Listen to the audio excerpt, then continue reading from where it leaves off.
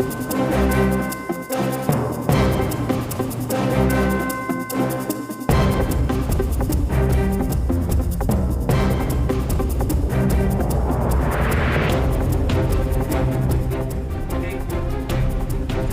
బులెటిన్లో breaking news చూస్తున్న విజయవాడలో శిశు విక్రయాల ముఠాకు పోలీసులు చెక్ పెట్టారు. చిన్నపిల్లను అక్రమంగా విక్రయిస్తున్న ముఠాలోని 10 మంది సభ్యులను అరెస్ట్ చేశారు. ప్రధాన నిందితురాలు సరోజినితో పాటు మరికొంతమంది మహిళా నిందితులను అదుపులోకి తీసుకున్నారు. అమ్మకానికి తరలించిన 5 చిన్నారులను నిందితుల నుంచి రక్షించారు. అనంతరం శిశువులను ఐసీడీఎస్ కేంద్రానికి తరలించారు. అలాగే ముఠా సభ్యుల నుండి 3,30,000 నగదు స్వాధీనం చేసుకున్నారు.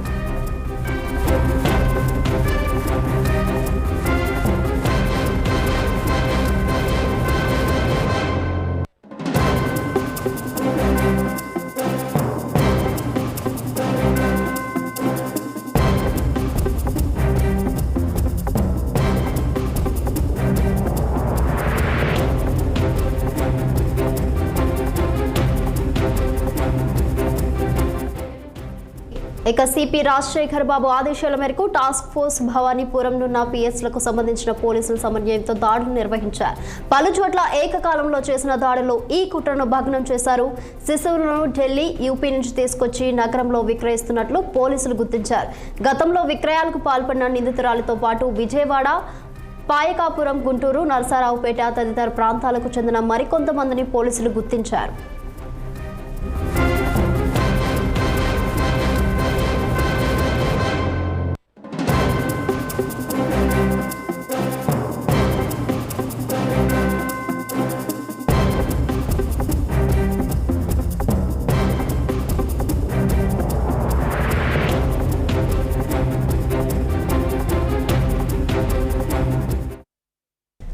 ఇక విజయవాడలో శిశు విక్రయాల ముఠాకు పోలీసులు చెక్ పెట్టారు. చిన్న పిల్లలను అక్రమంగా విక్రయిస్తున్న ముఠాలోని 10 మంది సభ్యులను అరెస్ట్ చేశారు. ప్రధాన నిందితురాలు సరోజినితో పాటు మరికొంతమంది మహిళా నిందితులను అదుపులోకి తీసుకున్నారు. ఇక ఇదే అంశానికి మరింత సమాచారం మా ప్రతినిధి ప్రకాష్ ఫోన్ లైన్ లో అందిస్తారు. ప్రకాష్, ప్రస్తుతం మీ దగ్గర ఉన్న అప్డేట్స్ ఏంటి? Good evening. ఈరోజు శిశు విక్రయాల కేంద్రాల్లో 10 మందిని విజయవాడలో అరెస్ట్ చేశారు. ఈ దందాలో ప్రధాన సూత్రధారి సరోజినితో పాటు ఇంకా మరికొంతమందిని అరెస్ట్ చేశారు. నిందితులు 3 పసికందుల్ని సురక్షితంగా కాపాడి వారి కన్నతల్లుల దగ్గరికి పోలీసులు చేర్చారు.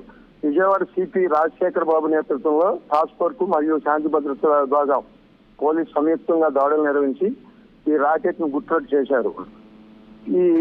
ఈ ముఠా ఆడపిల్లలు సుమారు 3 లక్షలకి, మగపిల్లల్ని 5 లక్షల రూపాయలకి ఇస్తున్నట్టు పోలీసులు గుర్తించారు. నిందితురాలు సరోజిని హాస్పిటల్లో స్కానింగ్ సెంటర్ వద్ద నిఘా ఉంచి సంతానం లేని దంపతులను గుర్తించి వారి పిల్లలకు ఆశ చూపించి విక్రయించేది. పిల్లలను ఢిల్లీ, అహ్మదాబాద్ వంటి ఉత్తరాది రాష్ట్రాల నుంచి తరలిస్తున్నట్టు కూడా పోలీసులు విచారణలో తేలింది. గత 6 నెలల్లో సుమారు 7 పిల్లలను విక్రయించినట్లు విచారణలో తేలింది. ఈ నేపథ్యంలోనే ప్రధాన నిందితురాలు సరోజిని గతంలో ఇంకా చరిత్ర ఉంది. ఆమెని గతంలో జైలుకు పంపడం జరిగింది. జైలు పంపి బయలు వచ్చిన తర్వాత ఆమె నిఘాపై పోలీసులు కదలికపై పోలీసులు ఈ రోజు రాబడిన సమాచారం మేరకు సిపి రాజశేఖర్ బాబు నేతృత్వంలో దాడులు జరిగాయి. దరిదాపు 10 మందిని ముద్దాయి అరెస్ట్ చేశారు. Okay, right, thank you Prakash. మార్చి 1వ తారీఖున 2025 సంవత్సరంలో అక్రమంగా పిల్లల్ని విక్రయిస్తున్న ముఠాన్ని మనం అరెస్ట్ చేయడం జరిగింది. ఆ కేసులో 6 మంది చిన్న బిడ్డల్ని మనం రికవర్ చేశాము. రికవర్ చేసి అందులో చాలా మందిని మనము అరెస్ట్ చేయడం జరిగింది. అరెస్ట్ చేసి వాళ్ళని జైలుకి పంపించడం జరిగింది.